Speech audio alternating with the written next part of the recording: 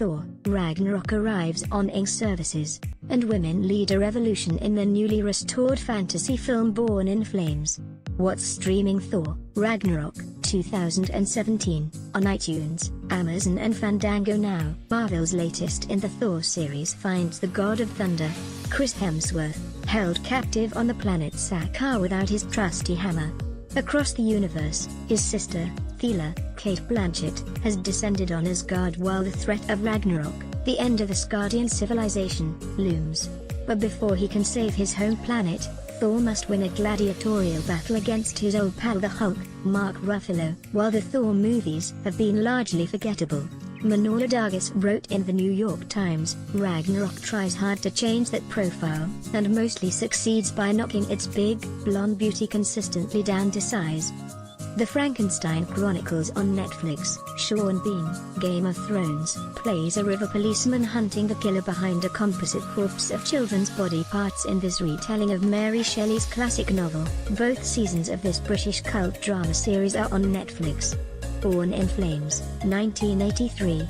On iTunes and Amazon. Before there was #MeToo, the director Lizzie Borden imagined literal whistleblowers, the heroines in this indie classic who bicycle around New York protecting women from harassers and would-be rapists. Set 10 years after a peaceful socialist revolution, this comic fantasy follows a rebellion by the Women's Army, a diverse alliance calling for a feminist, cultural and political revolution, when the army's leader is said to have committed suicide. Members of the movement are convinced she was murdered and set out to uncover the truth. What's on TV? Bitter rivals, Iran and Saudi Arabia. 9 p.m. on PBS. Check local listings. In a 2016 column, The Times' Max Fisher wrote, Saudi Arabia and Iran are waging a struggle for dominance that has turned much of the Middle East into their battlefield.